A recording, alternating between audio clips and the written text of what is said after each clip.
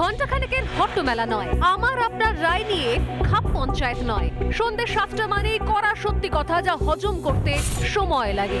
যুদ্ধ হোক বা দুর্নীতি, অপরাধ বা চিটিংবাজি, ঘুরিয়ে নাক দেখাই না আমি, যখন তখন রং বদলাই। আমি স্বর্ণালী, প্রশ্ন করি সোজাসুজি।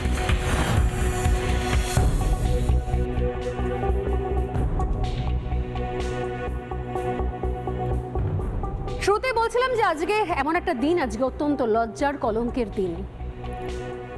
আমরা যারা ভারতীয় বাঙালি, তাদের কাছে বাংলাদেশ মানে এখনো পর্যন্ত একটা দেশ, যে দেশটা বাংলার দেশ, বাঙালিদের দেশ।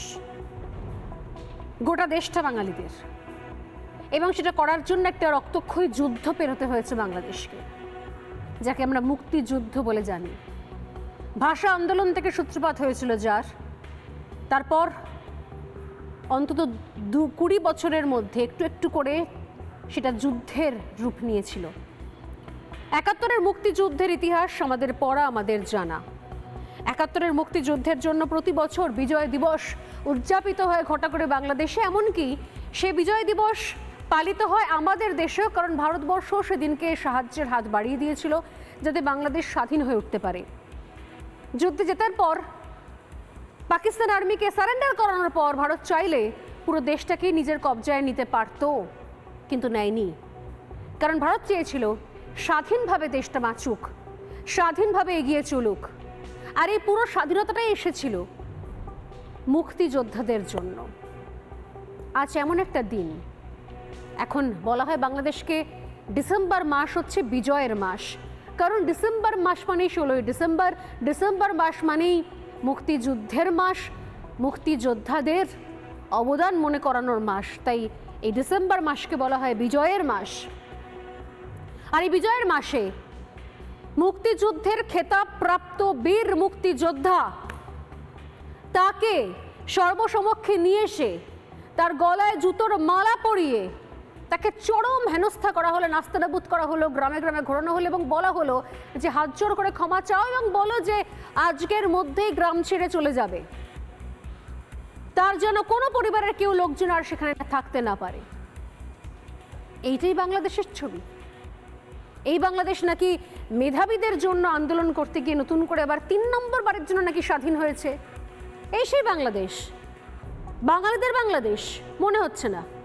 মনে হচ্ছে এই যে বাংলাদেশ, এই বাংলাদেশ আসলে পূর্ব পাকিস্তান, সেই পূর্ব পাকিস্তানের বাংলাদেশ, পাকিস্তানের খান সেনাদের বাংলাদেশ, রাজাকারদের বাংলাদেশ, রাজাকারের নাতিপুতি বাচ্চা কাচ্চা তাদের বাংলাদেশ, খান সেনাদের সমস্ত অবৈধ শিশুদের বাংলাদেশ, অবৈধ সন্তানদের বাংলাদেশ, সেই সমস্ত অবৈধ সন্তান যা খান সেনাদের ধর্ষণের জন্য গর্ভে এসেছিল, যাদের গর্ভপাত করানো যায়নি, তাদের বাংলাদেশ। কোনটা কোনটা? যে বাংলাদেশে মুক্তিযোদ্ধাদের অপমান করা হয়, যে বাংলাদেশে শহীদ বেদিকে অপমান করা হয়, সে বাংলাদেশ কাদের বাংলাদেশ? এতদিন পর্যন্ত তো বিষয়টা ছিল যে শুধুমাত্র শেখ হাসিনা এবং তার পরিবার, মেয়ের অপরাধ, মেয়ের নাকি লুটপাট, তার জন্য বাবার মূর্তি ভাঙো, বাবার মূর্তির মাথার উপর উঠে প্রস্রাব করো, জায়গায় জায়গায় সমস্ত বঙ্গবন্ধুর মূর্তি ভেঙে দাও।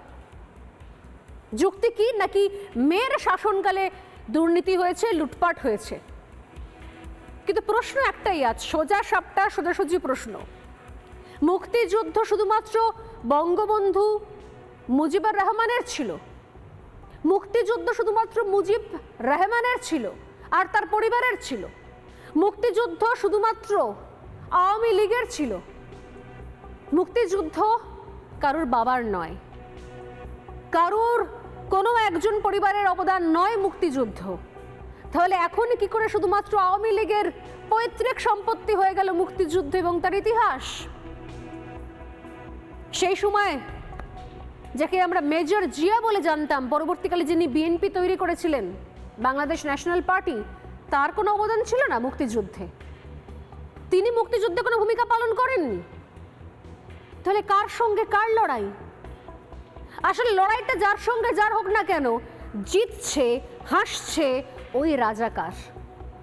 রাজাকারের পরিবার, রাজাকারদের উত্তরসূরি, রাজাকারদের বাচ্চা কাচ্চা নাতি পুতি, আসলে জিতটা তাদের, আসলে জিতটা সেই সমস্ত পাকিস্তানি খান সেনার অবৈধ সন্তানদের প্রজন্মদের। এর বাইরে কিছু হতে পারে না। আমি যে কথাগুলো বলছি, কথাগুলো শুনতে অনেকেরই খারাপ লাগবে, কিন্তু ছবিটা দেখলে আর সেই খারাপ লাগা থাকবে না, তখন অপমানের লজ্জায় মাথা হেট হয়ে যাবে। চলো শুরুতেই দেখাই আজকে এই ডিসেম্বরের মাস, বিজয়ের মাসে কি ছবির সাক্ষী থাকতে হলো আমাদের। চলুন দেখা যাক। এই মুহূর্তে যে ছবিটা আমরা দেখতে পাচ্ছি, এই ছবিটা হচ্ছে সোশ্যাল মিডিয়া থেকে পাওয়া এবং এই ছবি এই মুহূর্তে ভাইরাল। এই ছবি নিয়ে বাংলাদেশের প্রতিটা মানুষ এই মুহূর্তে আলোচনা করছে। এই লাল জামা পরা যে বয়স্ক মানুষকে দেখতে পাচ্ছেন, ইনি হচ্ছেন মুক্তিযোদ্ধা। শুধুমাত্র মুক্তিযোদ্ধা নয়, খেতাবপ্রাপ্ত মুক্তিযোদ্ধা। লাল সোয়েটার পরে যাকে দেখতে পাচ্ছেন, কুমিল্লার ছবি এটা, এবং সেখানে তাকে জুতো পরে ঘোরানো হয় এবং তাকে প্রকাশ্য ক্ষমা চাইতে বাধ্য করা হয় এবং তাকে বলা হয়, দেখতে পাচ্ছেন ঘিরে ধরে রয়েছে লোক লস্কর, মারাত্মক অপরাধ করে ফেলেছেন মুক্তিযোদ্ধা, তাকে ডেকে এনে সর্বসমক্ষে অপদস্থ করা, তাকে হাত জোর করে ক্ষমা চাওয়ানো এবং তার গলায় জুতোর মালা পরিয়ে তাকে গ্রামে ঘোরানো। আমি একবার বলবো আমার টিমকে পুরো ছবিটা একবার ফুল ফ্রেমে দেখানোর জন্য আর কথোপকথনগুলো শোনানোর জন্য। অনেকেই শুনতে পারবেন, অনেকেই বাংলাদেশের অ্যাকসেন্ট বোঝেন। দেখুন, শুনতে পাচ্ছেন কি?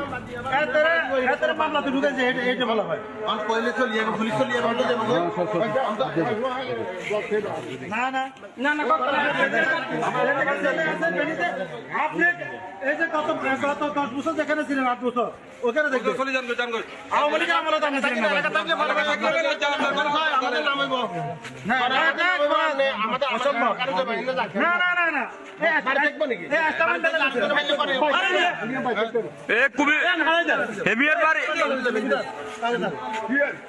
যে উনির এলাকা থাকবে না, পুরো কুমিল্লার বাইরে এলাকা না, কুমিল্লার বাইরে, পুরো কুমিল্লার বাইরে।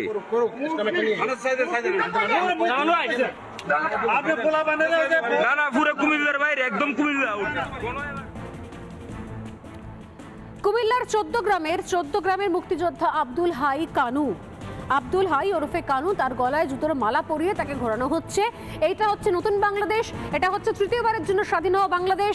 এই বাংলাদেশই নাকি দেখতে চেয়েছিলেন মেধাবী পড়ুয়ারা, তারা কোটা বিরোধী আন্দোলন করছিলেন, বৈষম্য বিরোধী আন্দোলন করছিলেন এই বাংলাদেশ দেখার জন্য, যে বাংলাদেশের মুক্তিযোদ্ধাকে জুতোর মালা পরিয়ে ঘোরানো হয় গ্রামে এবং তাকে বলা হয় কি গ্রাম ছেড়ে বেরিয়ে যেতে, তাকে প্রকাশ্য ক্ষমা চাইতে বাধ্য করা হয়। এই হচ্ছে নতুন তৃতীয়বারের জন্য স্বাধীন বাংলাদেশ।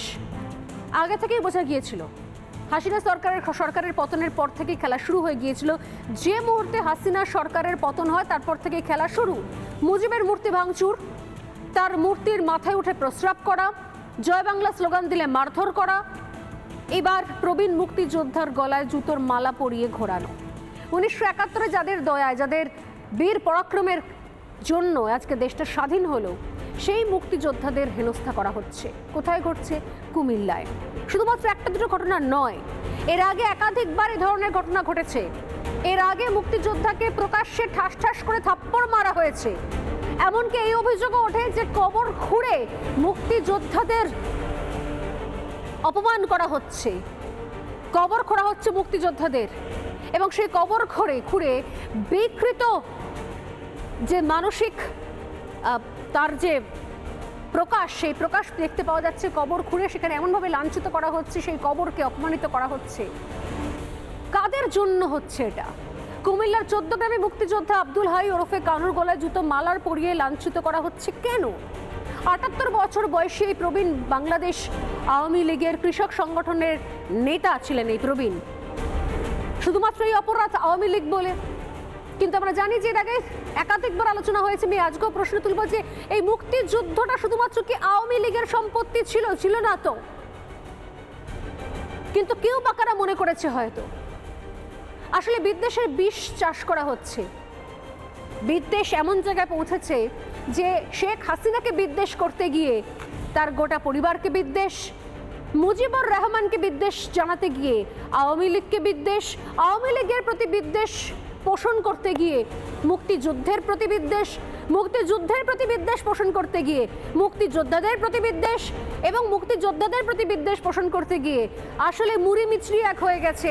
বিএনপির নেতাদের যে অবদান, মেজর জিয়ার যে অবদান সেই সময় মুক্তিযুদ্ধে, তাদের প্রতিও বিদ্বেষ, এবং সেই সমস্ত বিদ্বেষ দেখাতে গিয়ে আসলে নিজের দেশের প্রতি বিদ্বেষ, নিজের মাতৃভাষার প্রতি বিদ্বেষ, নিজের দেশের ইতিহাসের প্রতি বিদ্বেষ, নিজের স্বাধীনতা দিবসের প্রতি বিদ্বেষ, নিজেদের বিজয় দিবসের প্রতি বিদ্বেষ।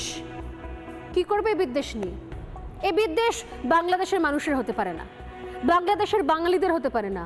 এই বিদ্বেষ হতে পারে একমাত্র রাজাকারদের, তার পরিবারদের, তার উত্তরসূরিদের, খান সেনাদের, অবৈধ সন্তানদের।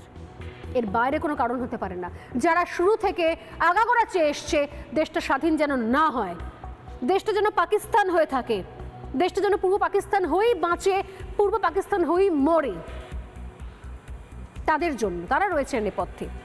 শুধুমাত্র এখানেই শেষ নয়, চলুন এগিয়ে চলি। নতুন তৃতীয়বারের জন্য স্বাধীন হওয়া বাংলাদেশ এবার উঠে পড়ে লেগেছে বোধহয় এই একই পরিণতি শেখ হাসিনার সঙ্গে করার জন্য। এবার ভারতের কাছে শেখ হাসিনাকে মৌখিক হস্তান্তরের অনুরোধ করছে ঢাকা। এই মুহূর্তের আরো একটা গুরুত্বপূর্ণ খবর, বড় খবর। এই মুহূর্তে যে খবরের দিকে নজর রাখছি তা হলো ঢাকার বিদেশ উপদেষ্টা তৌহিদ হোসেন।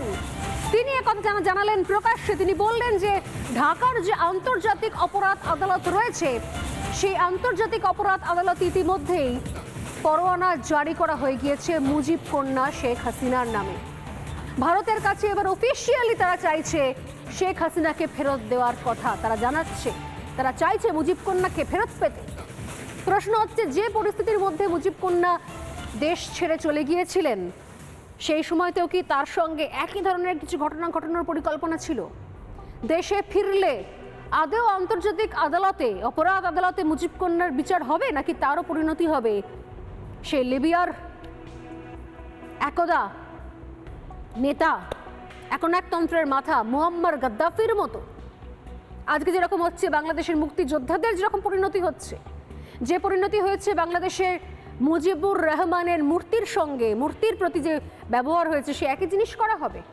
মুজিব কন্যাকে ফেরত চাওয়ার জন্য উঠে পড়ে লেগেছে বাংলাদেশ। বারবার করে জানানো হচ্ছে, এবার ভারতের কাছে সরাসরি আবেদন করা হলো। তৌহিদ হোসেন বিদেশ উপদেষ্টা বাংলাদেশের, তিনি কি বলছেন একবার শুনুন। আমরা তাকে যে চাওয়া হচ্ছে ফেরত বিচার ব্যবস্থার জন্য সেটা জানিয়েছি। না, এটা নোট ভার্বাল দিয়ে। হ্যাঁ, নোট ভার্বাল। হ্যাঁ, না, ভারত সরকারকে। যে সময় হাসিনাকে ক্ষমতা থেকে সরানোর সময় ছিল, এবং যে হাসিনাকে ক্ষমতা থেকে সরিয়ে যে অন্তর্বর্তী সরকার এসেছে, এই সরকার মাত্র 4 মাসে যে সমন্বয়কারীদের নিয়ে চলেছে, সেই সরকারই বা কেমনভাবে চলছে? প্রশ্ন উঠছে, প্রশ্ন উঠতেই থাকবে। কারণ শেখ হাসিনার বিরুদ্ধে সব থেকে বড় অভিযোগটা কি ছিল বাংলাদেশের লোকেদের, যারা এই মুহূর্তে দেখছেন সোজাসুজি স্বর্ণালী, তাদেরকে আরো একবার জানিয়ে রাখি, মন দিয়ে শুনুন। শেখ হাসিনার বিরুদ্ধে বারবার অভিযোগ উঠেছিল দুর্নীতির অভিযোগ। যে কিছু আয়না ঘর ফেরার কথা বলা হয়েছে, সেই আয়না ঘরের সন্ধান আজ পর্যন্ত কেউ পায়নি, বলে লাভ নেই। আয়নাঘর থেকে কারা বেরিয়েছে, কোথায় বেরিয়েছে, আয়নাঘরের ছবি কেমন ছিল, সমস্ত কিছু হাওয়ায় হাওয়ায় বুজরুকি শুনতে পাওয়া গেছে। কিন্তু আসল অভিযোগ ছিল নাকি দুর্নীতির। তাহলে দুর্নীতির অভিযোগ যারা করে আসছেন শেখ হাসিনার বিরুদ্ধে, তাদেরকে নয়া তথ্য দিয়ে দিই ভারত থেকে। দেখুন, শুনুন, শোনার ধক থাকলে শুনুন। ইতিমধ্যে 4 মাসে সমন্বয়কারীরা যারা বিভিন্ন উপদেষ্টা পদে রয়েছেন, তারা নাকি লাখ লাখ লাখ টাকা কামিয়ে নিয়েছেন। বাইরের কেউ নয়, অভিযোগ করছেন বাংলাদেশের লেবার পার্টির চেয়ারম্যান মোস্তাফিজুর রহমান ইরান। তার বক্তব্য, রাতারাতি 4 মাসের মধ্যে সমন্বয়কারীদের কেউ কেউ বাড়ি, গাড়ি, ফ্ল্যাট, বিপুল সম্পত্তি করে নিয়েছে। কোন জাদুতে? কাদের নিয়ে চলবে দেশ? এই প্রশ্নের উত্তর খোঁজার আগে দেখুন মুস্তাফিজুর রহমান কি বলছেন। সমন্বয়করা কিভাবে 45 লক্ষ টাকার গাড়িতে চলছে, তারা সকালে একটা, দুপুরে একটা, বিকেলে আর একটা গাড়িতে কিভাবে চড়ে, জাতিকে তা বলতে হবে বন্ধুরা। আমরা দেখেছি বাংলাদেশের ইতিহাসে রাষ্ট্র ক্ষমতায় যারা থাকেন, তারা নতুন নতুন দলের আবির্ভাব ঘটাতে চান। আজকে অন্তর্বর্তীকালীন সরকার, আমরা দেখছি তারাও নাকি নতুন দল করার জন্য উদ্যোগ নিয়েছেন। আজকে যেই সমস্ত সমন্বয়করা এই 111-এর প্রেতাত্মাদের ফাঁদে পড়েছেন, নতুন নতুন দল করার চেষ্টা করছেন, রাষ্ট্রীয় গাড়ি বাড়ি থেকে শুরু করে রাষ্ট্রের টাকা খরচ করে যারা দল তৈরির জন্য উদ্যোগ নিয়েছেন তাদেরকে স্বাগত জানানোর সুযোগ নাই। সরকারকে বলতে চাই, অতি দ্রুত আপনারা বলেন আগামী 6 মাসের মধ্যে নির্বাচন সম্ভব, তাহলেই সম্ভব। আপনারা যে 2026 সালের কথা বলেছেন তাতে দেশের মানুষের সন্দেহ সংশয় রয়েছে। কি বুঝলেন? ইতিমধ্যে লুটপাট শুরু হয়ে গিয়েছে। কি করবে এরা? বাংলা একটা কথা আছে, নিজে পায় না খেতে শঙ্করাকে ডাকে। যাদের নিজেদের খাওয়া পড়ার এই মুহূর্তে ঠিক নেই, যারা প্রত্যেক মুহূর্তে চাইছে, প্রতি মুহূর্তে চাইছে পাকিস্তানের উপর নির্ভরশীল হতে, পাকিস্তানের উপর নির্ভরশীল হয়ে পাকিস্তানের বলে বলিয়ান হতে, এবং ঠিক পাকিস্তানের জঙ্গি মডেলের অনুকরণে বাংলাদেশের মাটিতেও যতটুকু যা ফান্ড রয়েছে, রিজার্ভ রয়েছে, যার অর্ধেক শেষ করে দিয়েছে ইউনূস, বাকি অর্ধেকটুকুও তার পেছনে লাগিয়ে বাংলাদেশটাকে একটা জঙ্গি দেশ বানাতে তারা এই মুহূর্তে শেখ হাসিনাকে ফেরোচ্ছে নাকি তার বিচার করবে। আমি জানি না, যার কদিন বাদে হয়তো এই উপদেষ্টাদের বিরুদ্ধেও হয়তো একই অভিযোগ উঠবে। রাতারাতি যারা কোটিপতি হয়ে যাচ্ছে, দামি গাড়ি বাড়ি চড়ে ঘুরে বেড়াচ্ছে, কিন্তু এসবের মধ্যেও বাংলাদেশ যে সমস্যার মধ্যে রয়েছে তা নিয়ে কেউ কথা বলছে না। বাংলাদেশের ঘাড়ে নিঃশ্বাস ফেলছে আরাকান আর্মি। শুধু আরাকান আর্মি নিঃশ্বাস ফেলা নয়, এর থেকে আরো বেশি গুরুত্বপূর্ণ বিষয় হচ্ছে গত 2 মাসে বাংলাদেশে 60,000 রোহিঙ্গা পালিয়ে এসেছে। কারণ রোহিঙ্গারা আর থাকতে পারছে না রাখাইন প্রদেশে, যেখানে তারা ছিল মায়ানমারের একেবারে নাফ নদীর তীর বরাবর। সেখান থেকে তাদেরকে ভাগিয়ে দেওয়া হয়েছে, তাদেরকে হটিয়ে দেওয়া হয়েছে। প্রাণে বাঁচতে তারা হুড়মুড় করে ঢুকছে বাংলাদেশে। এর আগেও ঢুকেছে, আবার ঢুকছে। কোথায় যাবে এত হাজার রোহিঙ্গা? দায়িত্ব নেবে বাংলাদেশ? কি খাওয়াবে, কি পড়াবে? রোহিঙ্গাদের নতুন করে আশ্রয় দেবে নাকি আশ্রয় না দেওয়ার যে নীতিগত সিদ্ধান্ত নিয়েছে বাংলাদেশ, সেই সিদ্ধান্ত থাকতে পারবে? কি খাওয়াবে, কি পড়াবে কেউ জানে না। অথচ এই দেশটার ভারত বিদ্বেষী স্লোগান চলছে। তৌহিদ হোসেন বাংলাদেশের বিদেশ উপদেষ্টা রোহিঙ্গার অনুপ্রবেশ নিয়ে কি বলছেন একবার শোনাবো। পরিস্থিতি কখনো কখনো এমন দাঁড়ায় যে আপনাদের কিছু করার থাকে না। সেরকম পরিস্থিতিতে আমরা এই 60,000-কে ঢুকতে দিয়েছি। ফর্মালি যে দিয়েছি তাও না, তারা বিভিন্ন পথে ঢুকে গেছেন। এবং আরেকটি কথা আমাদেরকে মনে রাখতে হবে যে প্রচুর দুর্নীতি আছে বর্ডারে, এটা সত্যি কথা। হাজারে হাজারে রোহিঙ্গা ঢুকছে, দেশের অর্থনীতির মেরুদণ্ড ভেঙে পড়ছে। ভারত বিদ্বেষী প্রবল ভারত বিদ্বেষী মনোভাব, জঙ্গিদেরকে উন্মুক্ত করে ছেড়ে দেওয়া হয়েছে। পাকিস্তানের উপর নির্ভরশীলতা, যে পাকিস্তানের নিজের অবস্থা শোচনীয়, একটা দেশকে জঙ্গি স্থান বানাতে এগিয়ে যাচ্ছে বাংলাদেশ। আর এই সব কিছুর মধ্যে তাদের মনে হচ্ছে যে আসলে মুক্তিযোদ্ধাদের ইতিহাসটাকে টেনে ছিঁড়ে ফেলা উচিত। কারণ যুদ্ধই হচ্ছে আসল সর্বনাশের কারণ। কি বলবেন, এই বাংলাদেশ কাদের বাংলাদেশ? কারা এই বাংলাদেশ চালাচ্ছে, যারা এত কিছু ঘটনার মধ্যে আসলে এক এবং একমাত্র করে আঙুল তুলছে মুক্তিযোদ্ধাদের দিকে? প্রবীণ মুক্তিযোদ্ধাদের বাড়ি থেকে টেনে এনে চড়থাপ্পড় মেরে জুতোর মালা গলায় ঝুলিয়ে ঘুরিয়ে বেড়াচ্ছে। এই বাংলাদেশ বাঙালিদের বাংলাদেশ নাকি রাজাকারদের বাংলাদেশ? প্রশ্ন রাখলাম। শেখ হাসিনা লুটপাট করেছে, ঠিক তেমনি সেই সময় ভারতও বস্তা বস্তা টাকা, ভারত সেই টাকা নিয়ে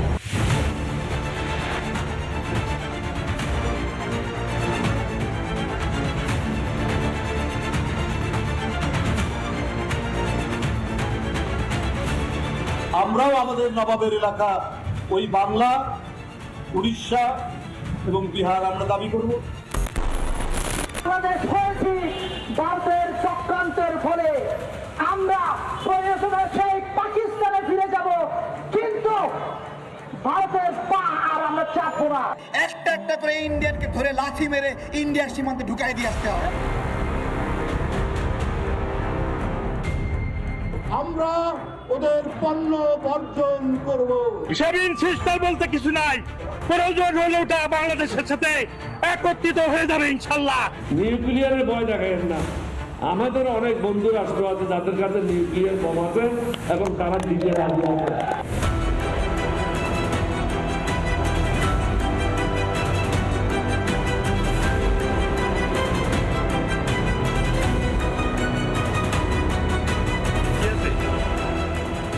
আছে আমরা প্রত্যেকটি বাংলাদেশি নাগরিককে সামরিক ট্রেনিং দিয়ে প্রস্তুত করবো যুদ্ধের জন্য।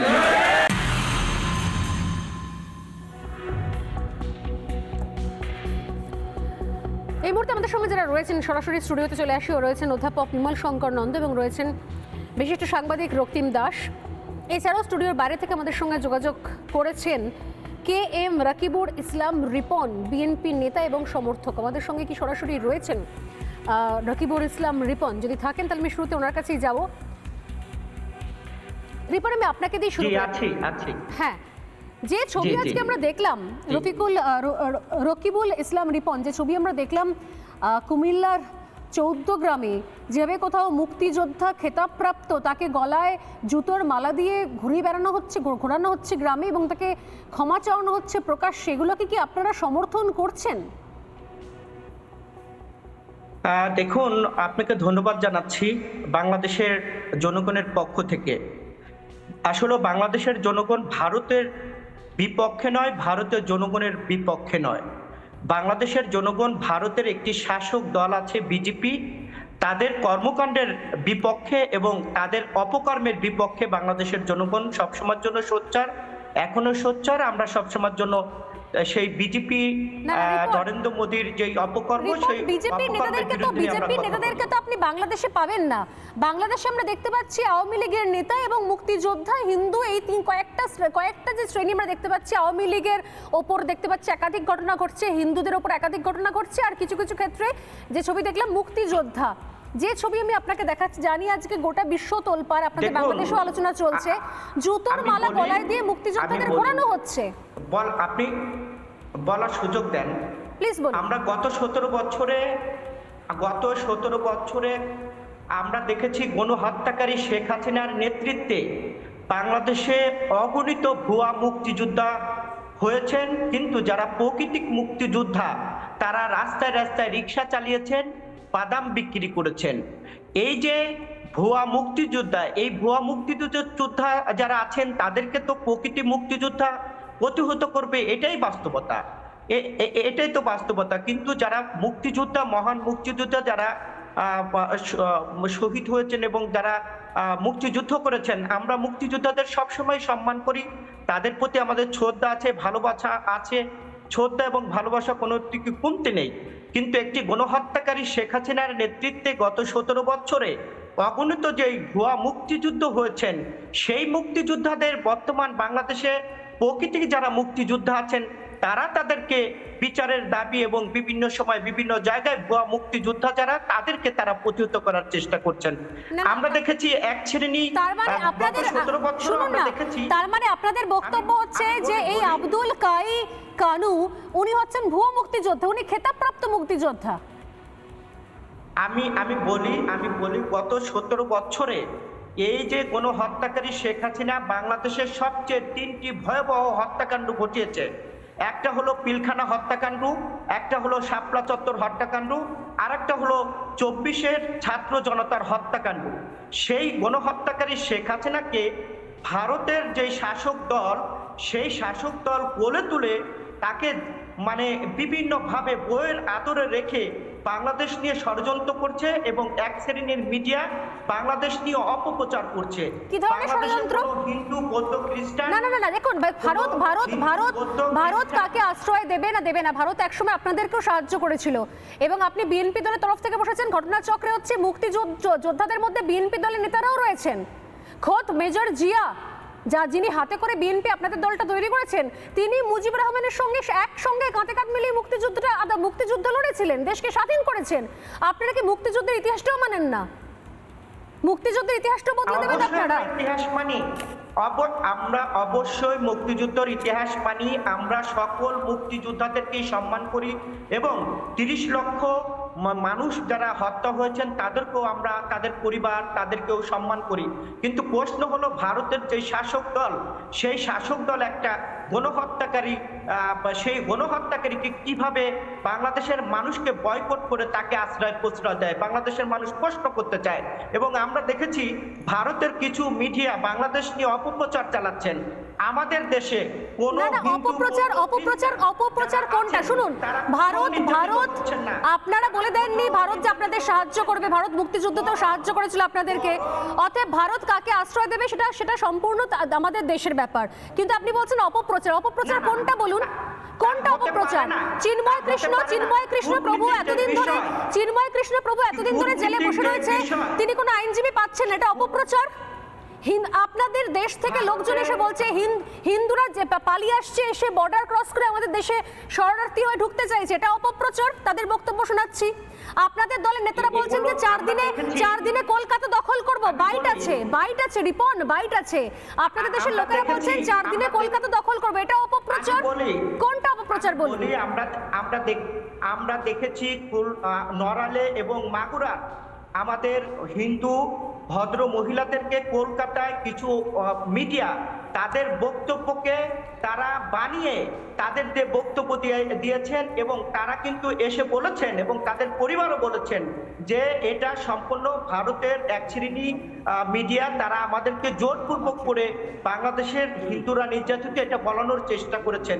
কিন্তু আমরা বলতে চাই যে বাংলাদেশে এখন শান্তিপ্রিয় দেশ, বাংলাদেশের সকল শ্রেণীর ধর্মাবলম্বী মানুষ সুখে এত শান্তিপ্রিয় দেশ যে সেখানে প্রতিদিন মন্দির ভাঙার খবর আসছে, ময়মনসিংহে কালী মন্দির ভাঙার খবর এসছে, আর খুব দুঃখজনক ভাবে আপনারা এর আগেও জামাতিদের পাশে ছিলেন, এবারও জামাতিদের পাশে থাকছেন। ভাই আপনাকে একটা প্রশ্ন করতে চাই, আমি আপনাকে বলি, আমি আসছি, আমার সঙ্গে ভারতের আরেক সাংবাদিক রয়েছেন এই মুহূর্তে, রক্তিম দাস, তিনি আপনাকে প্রশ্ন করবেন। তবে তার আগে এই মুহূর্তে ব্রেকিং নিউজ জানিয়ে রাখি, যদি মনে হয় ভুল খবর আমাকে জানাবেন। ব্রেকিং নিউজ জানিয়ে রাখি, এই মুহূর্তে আব্দুল কাই কানু, যার কথা কিছুক্ষণ আগে বলছিলাম, যার ছবি দেখালাম যে গলায় মালা ঝুলিয়ে তাকে ঘোরানো হচ্ছে, আজ সকালের ছবি। এই মুহূর্তের যে খবর, লেটেস্ট ব্রেকিং নিউজ, কুমিল্লা ছাড়লেন মুক্তিযোদ্ধা।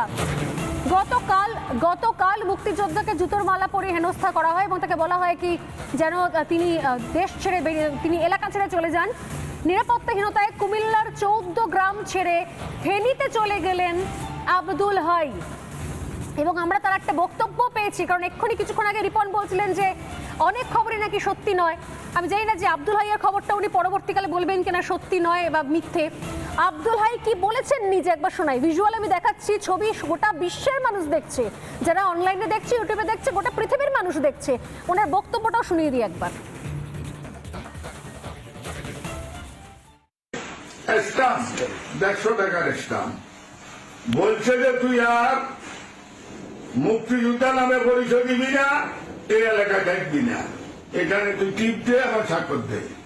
আমি কইছি আমি স্বাধীনতার মুক্তিযুদ্ধে অংশগ্রহণ করছি, আমার জীবন ছড়ি দেবো, আমি মুক্তিযোদ্ধা, আমি পারি না, আমি আত্মহত্যা করতাম, আমার চলছে।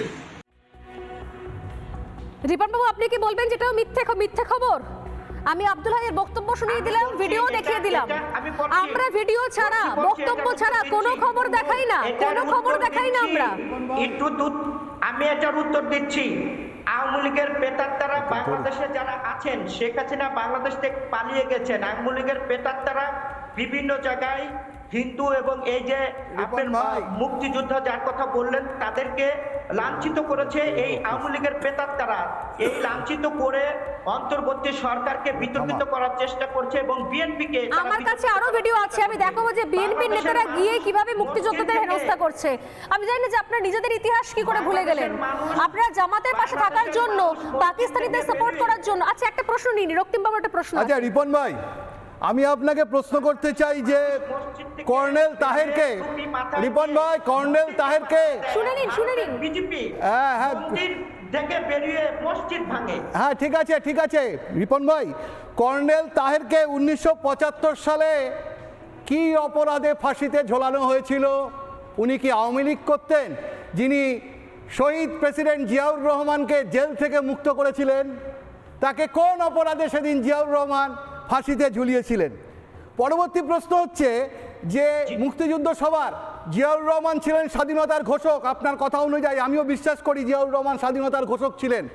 তাহলে 600টা যে ভাস্কর্য ভেঙে ফেলা হলো মেহেরপুরে, যেখানে স্বাধীনতার প্রথম পতাকা আম্রকুঞ্জে উঠেছিল, সেই ভাস্কর্য ভেঙে ফেলা হলো, আপনাদের দলের তরফ থেকে এখনো পর্যন্ত কি প্রতিবাদ এসছে? দিনাজপুরে সাঁওতাল বিদ্রোহের নায়ক, যার সঙ্গে আওয়ামী লীগের কোনো সম্পর্ক নেই, সিধু কানুর মূর্তিকে ভেঙে ফেলা হলো, কিংবা ক্ষুদিরামের মূর্তি, নেতাজির মূর্তি, তাজউদ্দিন সাহেবের মূর্তি, যিনি শেষ জীবনে আওয়ামী লীগে ছিলেন না, তার মূর্তি ভেঙে ফেলা হলো। অর্থাৎ আপনারা স্বাধীনতার সপক্ষের শক্তি হয়ে কি করে মুখ বুজে আছেন যারা স্বাধীনতা বিরোধী শক্তি যারা এই কাজ করছেন? উত্তর নিন রিপন ভাই, উত্তরটা নিয়ে নি, বলুন। বাংলাদেশে মূর্তির ভাঙার যে রাজনীতি, ইতিহাস মুছার যে রাজনীতি, এই রাজনীতি আওয়ামী লীগ করে, এই রাজনীতি কখনো বিএনপি করে না। 1971 সাল থেকে শুরু করে এই পর্যন্ত ভোট চুরির রাজনীতি, মন্দির ভাঙার রাজনীতিতে যে রাজনীতি করে, এই রাজনীতিগুলো করে আওয়ামী লীগ। আওয়ামী লীগ রাজনীতি করে আওয়ামী লীগের কিছু মানুষ তারা এই বিএনপি করতে চায়। বিএনপি কখনো মূর্তি ভাঙার রাজনীতি করে না, বিএনপি কখনো প্রতিবাদ করেছে কি? প্রতিবাদ করেছে রিপন ভাই, প্রতিবাদ করেছে বিএনপি সবসময়। আরে কর্নেল তাহেরের ব্যাপারটা বলুন, কেন ফাঁসিতে ঝুলিয়েছিলেন কর্নেল তাহেরকে? কি অপরাধ করেছিলেন মুক্তিযোদ্ধা কর্নেল তাহের? উনি বলছেন যে বিএনপি মূর্তি ভাঙার রাজনীতি করছে না বা বিএনপি ইতিহাস নষ্ট করার রাজনীতি করছে না, কিন্তু এটা ঠিক এই বিএনপির তরফ থেকে আশা করেছিল অন্তত বাংলাদেশের মানুষ তারা প্রতিবাদটুকু করবে, সেটুকুও তারা করছেন না। তারা কাদেরকে সাপোর্ট করছেন, কি উদ্দেশ্যে ভাবছেন? তারা ভাবছেন হয়তো ইলেকশন হলে ক্ষমতায় চলে আসবে। এনিওয়ে আমি আসবো আপনার কাছে। বিমল শঙ্কর নন্দ, আজকে মুক্তিযোদ্ধাকে গলায় জুতোর মালা পরিয়ে ঘোরানো হচ্ছে। আমরা জানতাম এই বাংলাদেশ বাঙালির বাংলাদেশ, এখন অনেকেই বলছেন যে না, এটা রাজাকারদের বাংলাদেশ হয়ে গেছে, আর বাঙালির ইতিহাস নেই এখানে। আর প্রায় 36-37 বছর ধরে রাষ্ট্রবিজ্ঞান আন্তর্জাতিক সম্পর্কের অধ্যাপনা করার সূত্রে বাংলাদেশ রাজনীতিও ক্লোজলি ওয়াচ করার সুযোগ হয়েছে আমার। বাংলাদেশ গিয়েছিলাম 2020 সময় একবার, এবং যেটা দেখেছিলাম সেটা খুব ভালো লাগেনি। যাই হোক, আমি পরিষ্কার একটা কথা বলি, বাংলাদেশের যদি স্বাধীনতা আন্দোলনের ইতিহাস স্বর্ণালী তুমি দেখো, পরিষ্কার দেখবে একটা গ্রুপ যারা লড়াই করছিল স্বাধীনতার জন্য, একটা গ্রুপ তারা পাকিস্তানে থাকার জন্য লড়াই করছিল রাজাকার আলবদর নাম দিয়ে, এবং তার একটা অংশ পরবর্তীকালে জামাতে ইসলামীর সঙ্গে ভিড়ে গিয়ে তারা একটা স্বাধীনতা বিরোধী গোষ্ঠী হিসেবে থেকে গিয়েছিল। এই গোষ্ঠীটা একদম, এটা হচ্ছে ইতিহাস। 1975 সালে যখন শেখ মুজিবুর রহমানকে খুন করা হয়, হত্যা করা হয় 15ই আগস্ট, তারপর পরপর কয়েকটা সামরিক অভ্যুত্থান হয়, শেষ পর্যন্ত লাস্ট সামরিক অভ্যুত্থানে জিয়াউর রহমান ক্ষমতায় চলে আসেন, চিফ মার্শাল ল অ্যাডমিনিস্ট্রেটর হয়েছিলেন, পরে উনি রাষ্ট্রপতি হন, বিএনপি প্রতিষ্ঠা করেন। ওনার কীর্তি শুনবে? তিনি এই মার্ডারারদের, তাদের মধ্যে কয়েকজন, ফারুক রহমান, সুলতান শাহরিয়ার রশিদ খান, মহিউদ্দিন আহমেদ, এদের প্রত্যেককে ইন্ডেমনিটি দিয়ে দিয়েছিলেন, এবং তিনি বিভিন্ন জায়গায় তাদের রিহ্যাবিলিটেট করেছিলেন। তাই উনি কতখানি এই বিএনপি দলটি স্বাধীনতা প্রেমী সে নিয়ে প্রশ্ন তোলাই যায়। এই বিএনপি পরবর্তীকালে যখন ক্ষমতায় এসেছিল 90-এর দশকে, তারপরে যখন এসেছিল 2001 থেকে 2006, প্রথমবারে সম্ভবত 91 থেকে 96 সাল, একটাই এরা কাজ করেছিল, ওখানকার হিন্দুদের ওপর শুধু অত্যাচার করেনি, হাজারো হিন্দু ওখান থেকে পালিয়ে আসতে বাধ্য হয়েছিল, বিশেষত 2001 থেকে 2006। সেই সময়ে 2004-এ অটল বিহারী বাজপেয়ী সরকার ডিপ্লোম্যাটিক ডিমার্ক পাঠিয়েছিল বাংলাদেশকে। ডিমার্ক কথাটা মানে হুঁশিয়ারি দিয়েছিল যে এসব চললে এবারে আমরা হস্তক্ষেপ করতে বাধ্য হব। ফলে দিস ইজ বিএনপি। আর একটা উদাহরণ দিই, অনেক আছে।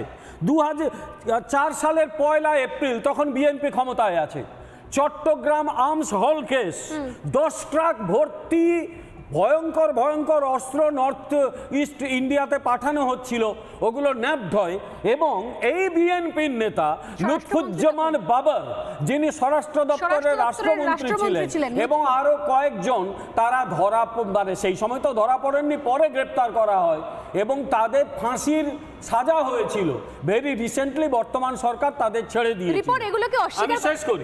সুতরাং এই বিএনপি ভাবছে যে একসময় জামাতদের সঙ্গে ওদের প্রেম তো সুবিদিত ছিল, এরা কিছুটা ওপর চাপ দিচ্ছে মোহাম্মদ ইউনূস সরকারের ওপর।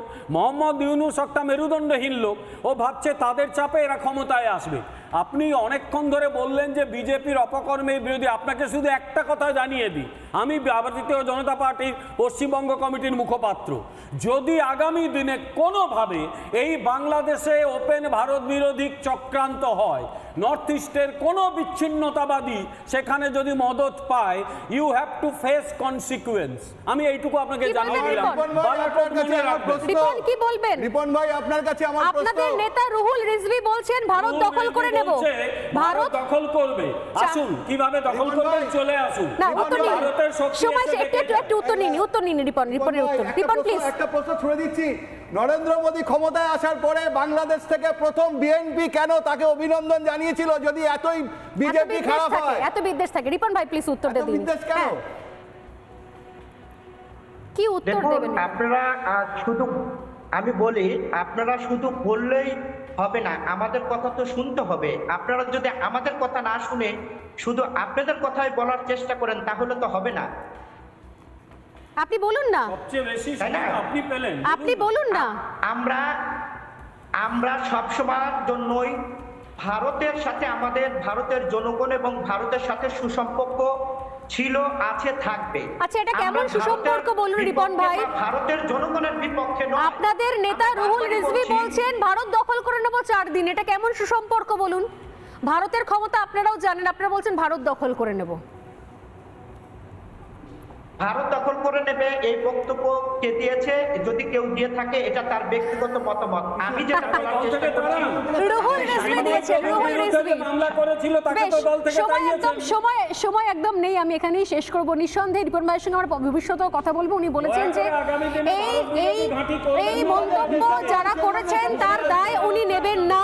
আমি আশা করবো এই পরবর্তীকালে নিঃসন্দেহে আমি আবার রুহুল রিজভীর বক্তব্য ওনাকে শোনাবো, কারণ আমি এটুকু বলতে পারি ভারতীয় মিডিয়ার তরফ থেকে সিনিয়র এডিটরের হয়ে রিপাবলিক বাংলার একটা খবরও আমরা না রিচেক করে দেখাই না, বক্তব্য ছাড়া একটা খবরও তুলে ধরি না। তাই এই প্রশ্নগুলো আপনাদেরকে ভবিষ্যতে আবারও সুযোগ হলে করব। সময় একটা বিরতির পর ফিরে আসছি, সঙ্গে থাকুন। নানা ধরনের কন্টেন্ট দেখার জন্য লাইক করুন, শেয়ার করুন আমাদের ফেসবুক পেজ, সাবস্ক্রাইব করুন আমাদের ইউটিউব চ্যানেল। পাশাপাশি অন্যান্য ব্রেকিং নিউজের জন্য অবশ্যই চোখ রাখুন রিপাবলিক বাংলায়।